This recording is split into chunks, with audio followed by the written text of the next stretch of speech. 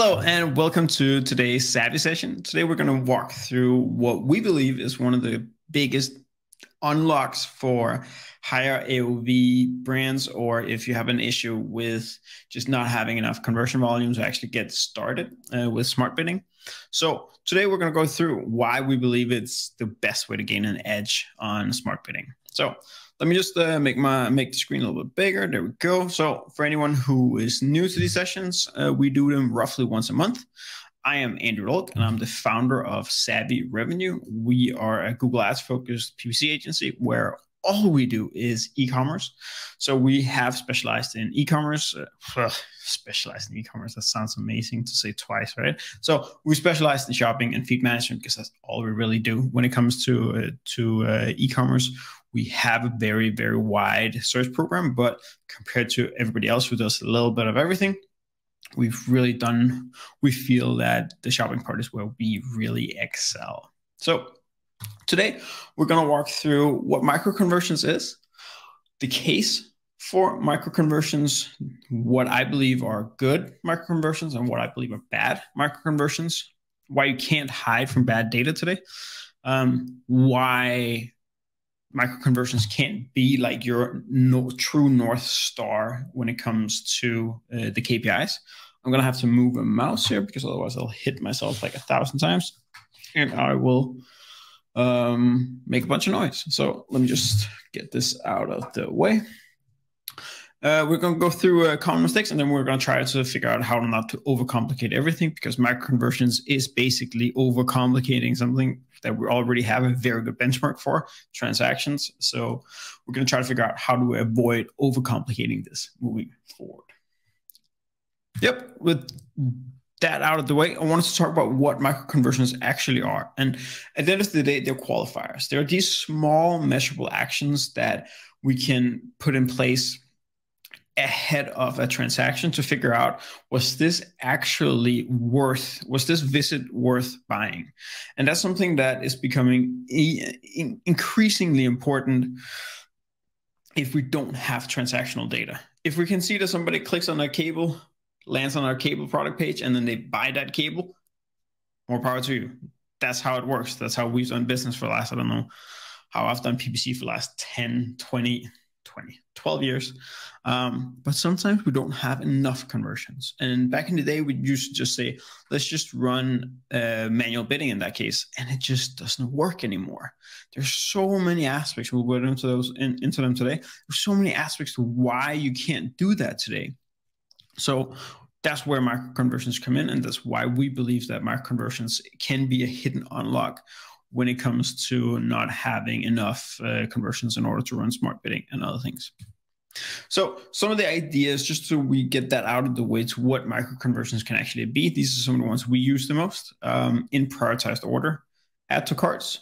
Often there's 3 to 5 times as many add to carts as there's actual transactions. Newsletter signups are often valuable for most brands. So I do recommend using those as micro conversions. Live chat engagements. Anybody who, again, if we go back to the actual definition, it's a qualifier. It's a measurable action. It's an action we can actually measure. That way we figure out, is this something was this visit worth buying? And if somebody goes through a live chat, they're typically interested in your product. They're typically interested in some kind of solution that your product can offer. So again, it's highly qualified traffic typically. Any website features, again, add to favorites, sign up for restocking, updates, gone through a quiz, etc. And then a big one for me is also video views. Do you have a 30-second or a 1-minute video where you explain your product? Somebody watching through that from end to end is motivated, is a qualified visit. So these are some of the top 5 micro conversions that we typically use. And again, doesn't have to be that complicated. And I'll go into a little bit further later in the day. I'll go a little bit more into detail about why I think it can be an issue with mixing too many micro conversions. So the case for micro conversions, now that we know what it is, I wanted to go into, and explain one of our cases, one of our most recent cases we've done when it comes to actually working with micro conversions. So the case is that they are selling a product heavily through affiliate or affiliates. They have a proven concept. The products work. The products are amazing. They do a lot of branded search, but they haven't found any scale in the non-branded search so far. So any prior attempts that they've had to scale search has failed. So they've all started out in this angle where they are brand heavy. Then they try to push non-brand. Let's just say a modest $20,000 monthly budget. And then there's no transactions. There's no revenue. There's nothing that comes out on the other end to say this was actually worthwhile. And they do millions through affiliate. So even 20,000 is hard to actually measure from a blended ROAS perspective. The way that their product is it's a high AOV. It's around a couple of $1,000s. And so there's a long customer journey. They have a lot of heavy last click or last interaction media running. So they have branded search, they have organic, they have email, and their biggest channel is affiliate, which is heavily, heavily, heavily focused on those last click buyers. So when it comes to actually trying to get something in the middle or a top funnel where search actually lies in this perspective, it's really, really hard to get enough data in to say, hey, this is actually producing something, because organic search will take a last click. All this, I forgot to mention, all this is measured through Google Analytics. So organic search will steal the click. Branded search and Google Ads will steal it. Affiliate will steal it. Email will steal that last interaction. No matter what we've said, and this is important, no matter what interaction we've set in as an attribution model in Google Ads, if we're importing from Google Analytics, then it doesn't use an attribution model across the different channels. It's only inside of the Google channel it uses any sort of attribution model. So this was an issue. So what we did was that we switched to micro conversions and used the blended ROAS to verify whether or not those micro conversions was worth it. So the way we did it, we started trying out just like they had done in the past, just using transactions. It didn't work. We didn't get enough data in, so we couldn't scale further. Then we went in and said, okay, we added the micro conversions, and at the end of the day, we made sure that when we used micro conversions, then we also had blended ROAS to make sure we didn't just spend more and more and more and more, and the actual revenue stayed flat. But that wasn't the case. Again, for anybody who's not familiar with the blended ROAS concept, it's this whole thing that we take all the revenue in our store, we take all the marketing spend for our store, and we say that ratio is our blended ROAS. So if we spend 20% of our revenue on marketing, and we do something like micro conversions, that's when we want to if this is supposed to be successful, then that blended ROAS needs to stay while our revenue increases. So the way it worked was that if this is for a 30-day period, so we tried to say, okay, add to carts to provide evidence to see that the traffic we're actually buying took action on our side, which over time allowed us to switch to smart bidding, which again for Google Shopping is a cheat code. It's a much better option than manual bidding. And you can see here we got 111 add to carts and a theoretical revenue of 44,000 based on those add to carts. And we ended, but in Google Analytics, we had actually only measured around 8,000 in revenue. So that was a very typical result that we were looking at, where we'd spend 17 and we had 8,000 in revenue through GA or Google Analytics. However, using the revenue that we got from the add to cart, we could see we actually drove $45,000 in revenue. Again, theoretical. That's what micro conversions are. They're theoretical. They're actually not actual revenue, but that's what I'm getting to here, is that once we then looked at the following months, we were able to actually say that our blended ROAS stayed pretty steady, but our micro conversions grew, and I can pull in the other numbers with the revenue, they also grew. So that's something where we were able to say, hey, blended ROAS stay where it is. That was the whole scheme of this thing. We need blended ROAS to stay where it is. Yes, it went up and down here. We We overinvest in October, so we get more out of November and December, et cetera, et cetera, et cetera. So it goes up and down a little bit from month to month.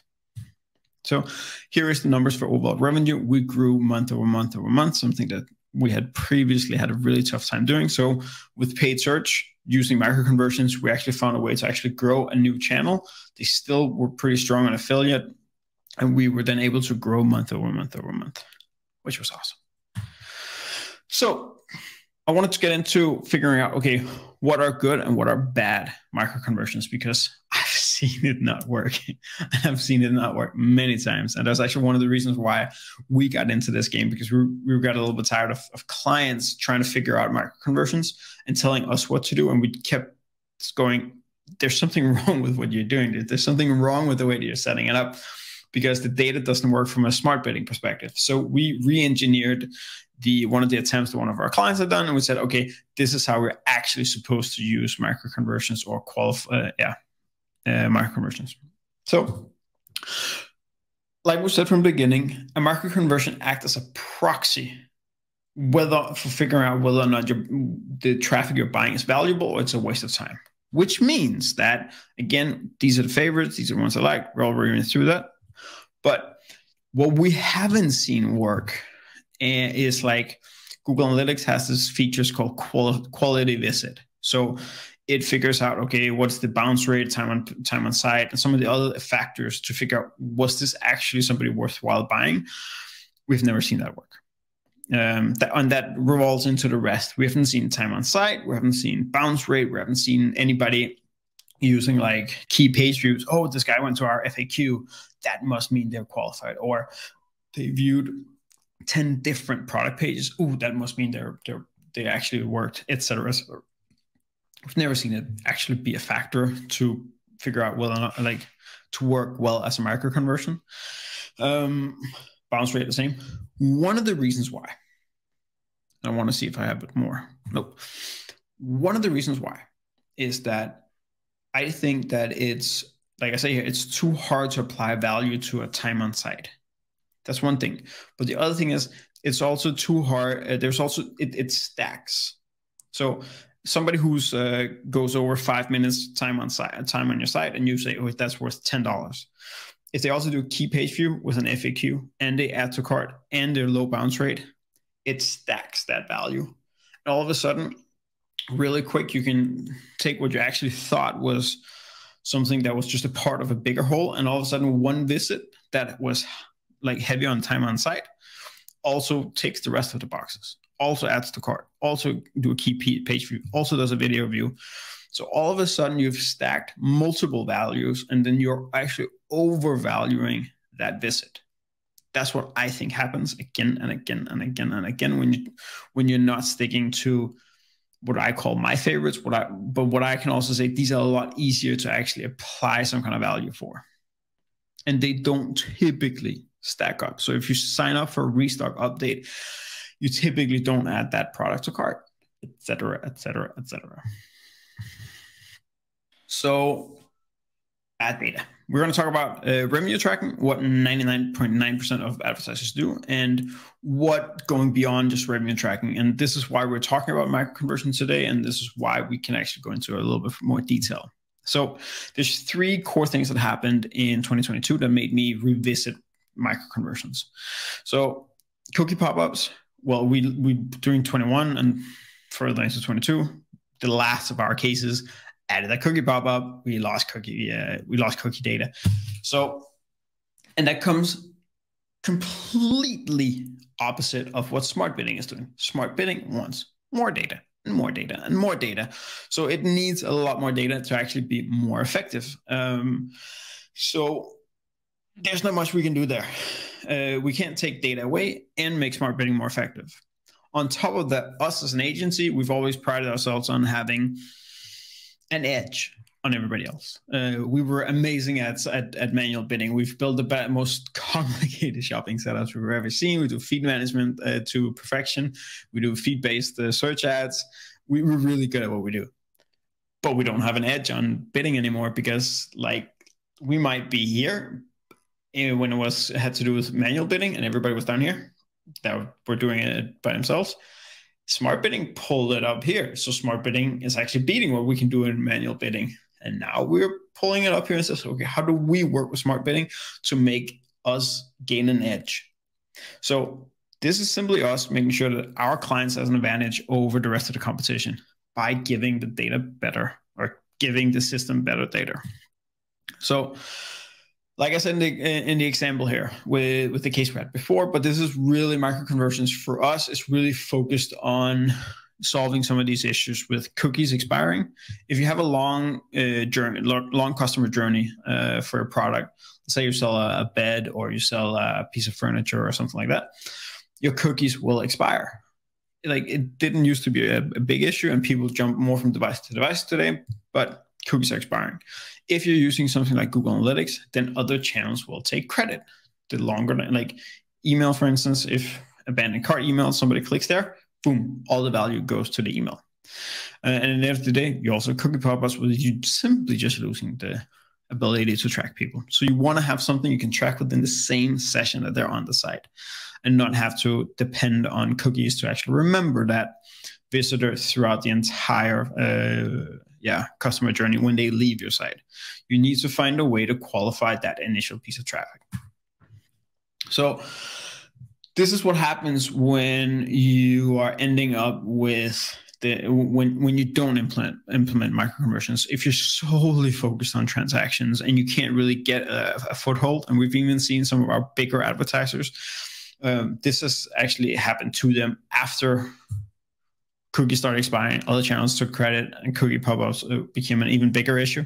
Then they actually became this. We went from having 10x ROAS to 3x ROAS in some markets, which was scary. Which actually, it means this. So you start and you're just dead in the water. Other channels are taking credit, a little bit like the case I brought up initially. Can't prove efficiency, even when we try to increase spend. And even when we do this and we don't have enough conversions in there, then smart bidding becomes ineffective, which means we're getting further behind the rest of the competition. So, but jumping into some more practical steps with macro conversions, common mistakes. We'll go through these. There's too many. They're unverified. There's no reality check. You're not applying a conversion value. You're choosing micro conversions that are mandatory, like the user has to do them when they get to the site. It's seen happening, or you forget to switch conversion actions. So too many micro conversions means that you're going to overvalue the total sum of micro conversions. That's what we talked about before. If you both have, if you have, let's say you have choose variant on the product, like choose color, and you have add to cart.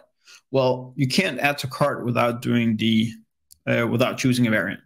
So there's no need for this step and this step. You have to choose either or. Otherwise, you're going to overvalue the total sum of the each individual market conversions when they stack up.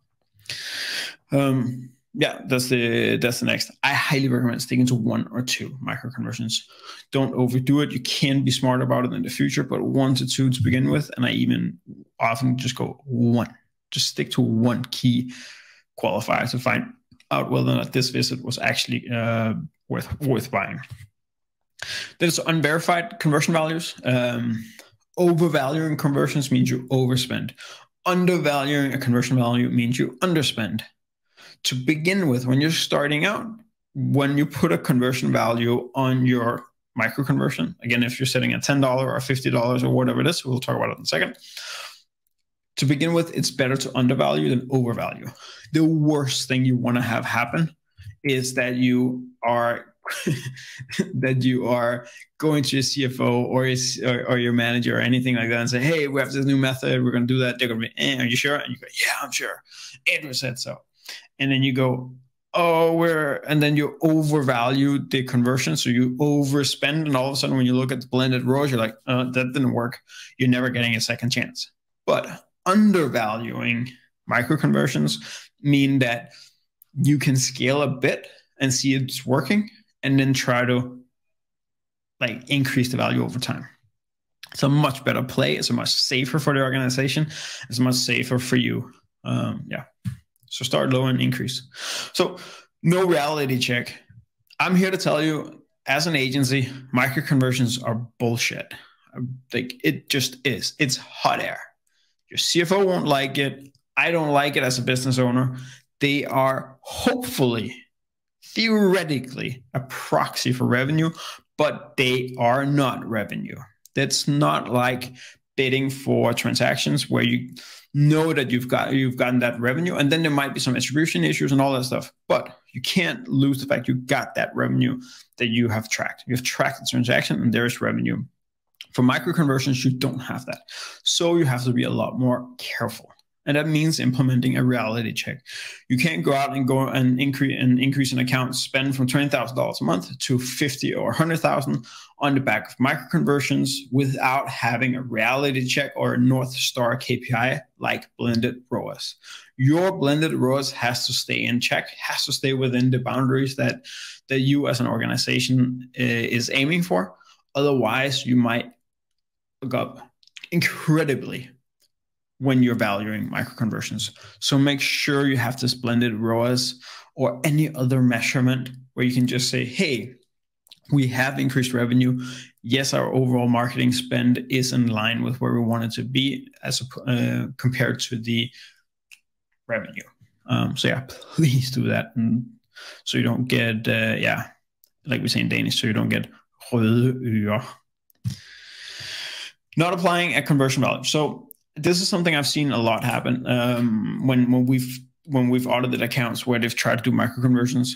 So Google Shopping can't do a CPA target. You can't do target CPA for Google Shopping, and Google Shopping is maybe the biggest one for all of us in e-commerce. So not having a conversion value for Google Shopping or not having a conversion value for micro conversions means that you can't use smart bidding for micro conversions in shopping.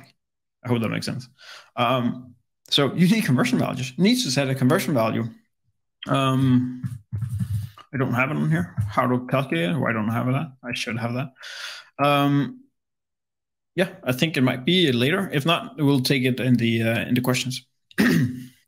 So avoid using mandatory micro conversions. We had a client that used a quiz as the landing page, and they then added that quiz as a micro conversion, and I was just like, oh, that it fucks up. It might be okay if that's all you're using, but we had a smart bidding setup that worked, that was using those micro conversions. So all of a sudden, when we're using that quiz as a landing page, and they added that quiz as something that people had to go through, we were way overvaluing because they were forced to. Because before we were saying that anybody who landed anywhere on the site and voluntarily took the quiz, they had a value of X.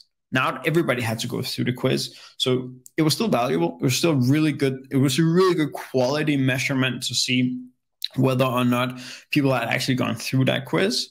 So it's not impossible to do. But in our case, we just severely overvalued it. And again, ruined smart bidding because it all of a sudden got too many values, too much conversion value, and it started bidding a lot higher than it should. So the last thing I want to talk about is primary versus secondary conversion actions. So in Google Ads, you can create multiple what's called conversion actions. It's basically every single conversion. So an add to cart conversion is called a conversion action, and a purchase or transaction conversion is called a conversion action. So you can create as many as you want in Google today. What you can't do, however, is, no, that's the wrong way of explaining it.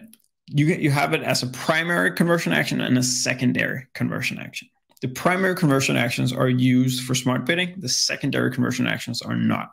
So when you first add micro conversions, you add them as secondary conversion actions. And when you don't want to bid based on them, you want to switch over from having your primary conversion value needs to be the micro conversion and not the transactions. I'll say that again. You have two conversions: purchases, micro conversions. Purchases starts as primary, micro conversions start as secondary.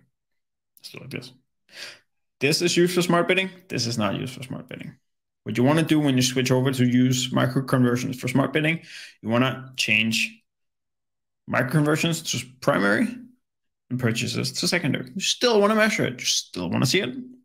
We just want to build it in here. Switching is the trickiest part because it's account wide and it's what changes in your conversion value and all these things.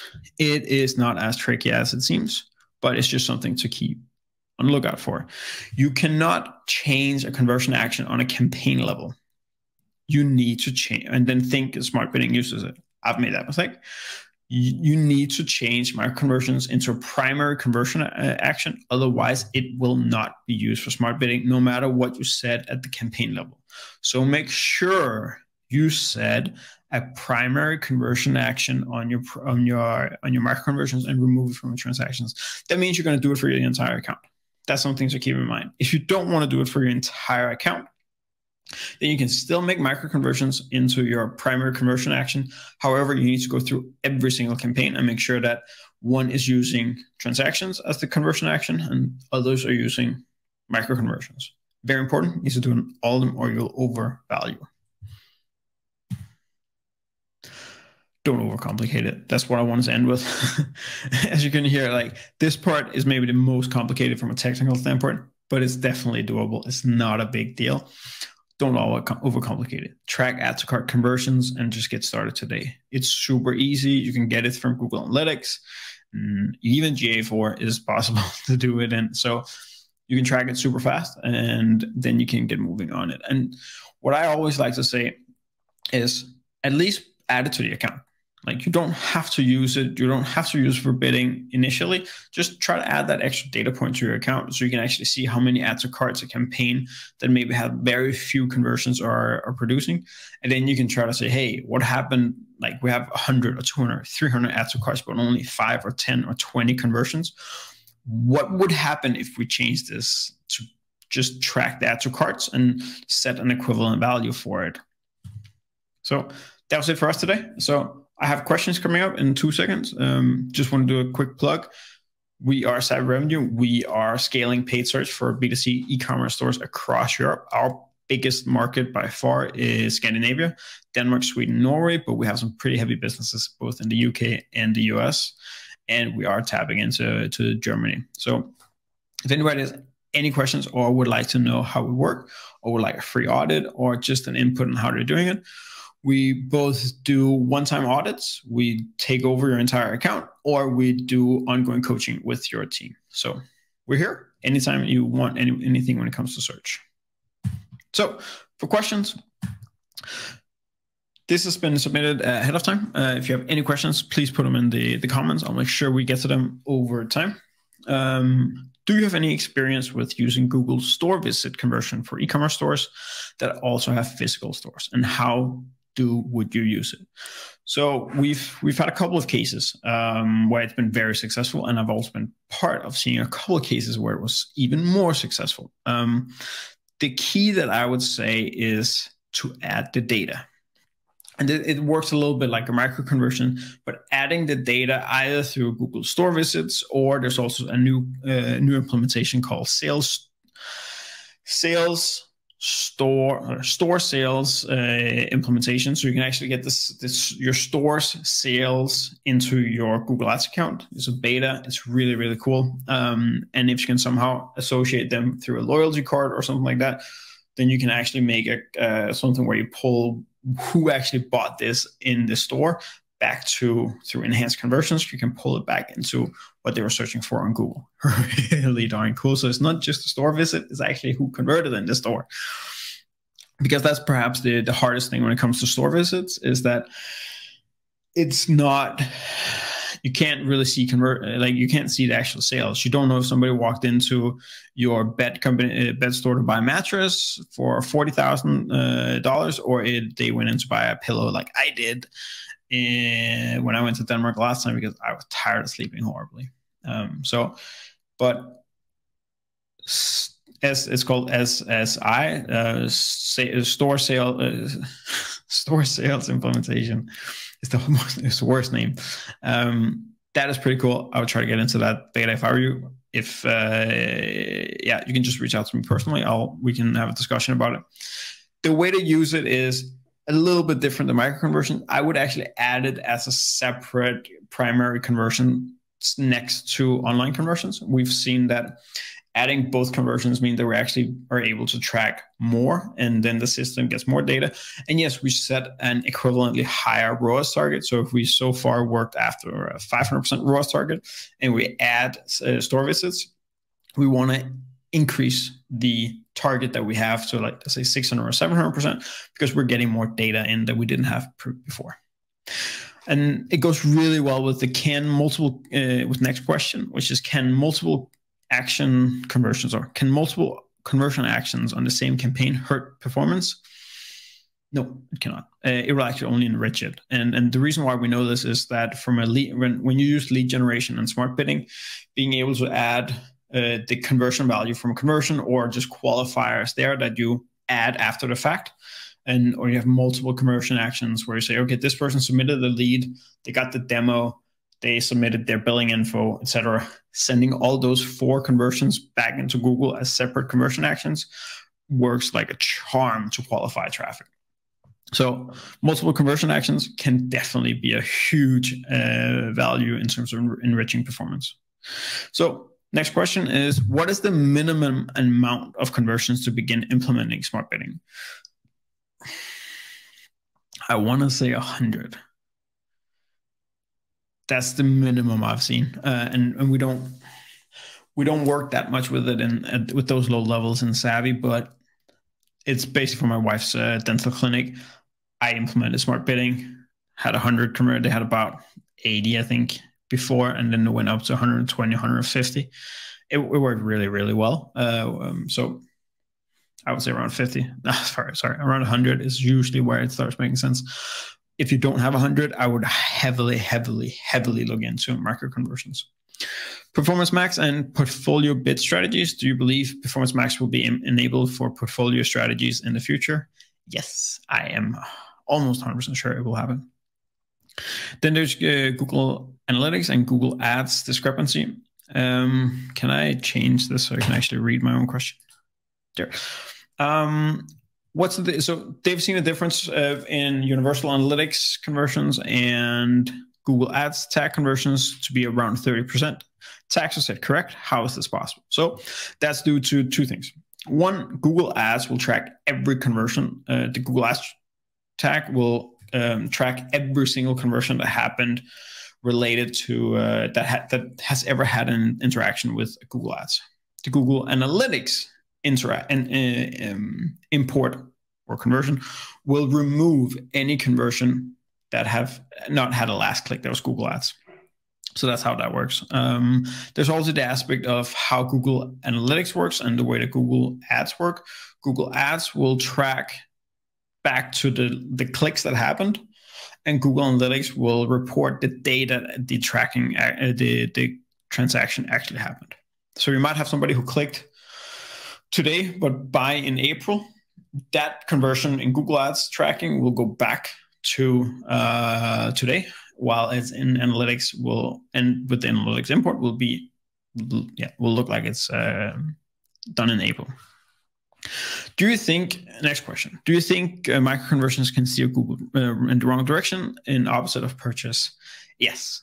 So again, it's overvaluing. If you're overvaluing micro conversion, then Google can steer more towards those. Or if you choose the wrong micro conversion that doesn't relate to a purchase, and it's not like in the path to a purchase, then yes, you can steer wrong. I don't think it's as bad as Facebook. I've talked to a lot of Facebook guys over in the States, and they really don't like it. They've tried. Many say they've tried it, and it just makes the Facebook algorithm find non-shoppers, which I think is super odd. We haven't seen the same thing in Google Ads. Maybe it's because when you're searching for something in Google, you're already in the mindset of wanting to buy this, where on Facebook you don't have that. Next question, secondary conversions. Do you believe that Google uses secondary conversions to optimize ads in addition to primary conversions, even though they say they don't? No, they don't. And I made a mistake when I implemented micro conversions the first time. What happened was that I forgot to change secondary Like I said, I forgot to change the micro conversions into primary. The campaign went the second I did it. So, and the second I enabled it, it went up again. So it does not use it as a signal at all. What suggestions do we have for micro conversion? So we've been through them, but I thought the question was really good. So for furniture store advertisers with only offline sales, questionable value of phone calls and no form fills or other user provided data, what would you suggest tracking as conversions or micro conversions? I'd love to use local actions, directions, but Google won't seem to allow it. So you can have like store locations and stuff like that on your website. That's been seen quite a bit. I would invent a conversion. That's what I would do. Like I would invent something. Either it was the form fill or a coupon, or I would invent something on the site that I could track whether or not this was a qualified visitor. On top of that, I would look into the same store or sales store implementation beta. It looks really cool. And I would look into sales store data because they are pretty darn good and it's the closest thing you'd get to it. Next question, add to cart and transactions. Would you run micro conversions as a primary conversion in the same campaign that uses a purchase conversion? Would you then assign values for each micro conversion, and how do you come up with those values? E.g., add to cart equal to 25% of total purchase value. So I actually like this. I actually like it a lot. There is the challenge. Let me take the good parts first. One, it means that somebody who ends up buying will drive more revenue, which is a good thing. Will drive a higher like ROAS, which is really, really good. That's what you want. So those visits, so to speak, they'll be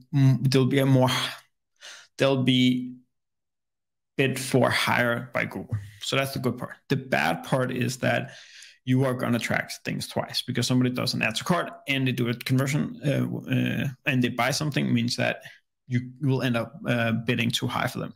There's a workaround there. You can use you can remove the add to cart conversion value if they happen at the same time and stuff like that. Could technically do that. It gets overly complicated though. But I overly like the idea of doing this.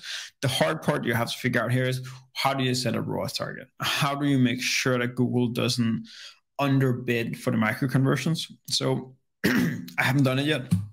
I would be worried about doing it just because, let's say, all of these like micro conversions that are 25% of the total purchase value or the transaction, technically Google will see all those small conversions as being much lower than what your ROAS target actually is, and it won't bid for them at the level that they're supposed to.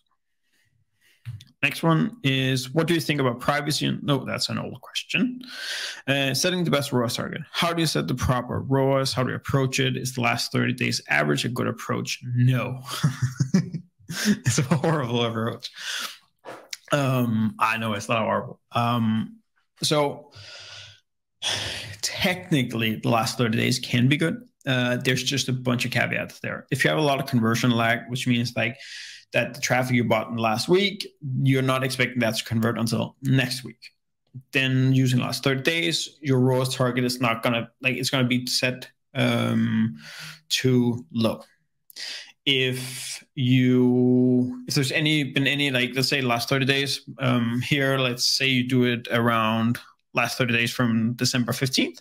Well, there's Black Friday. You shouldn't count that.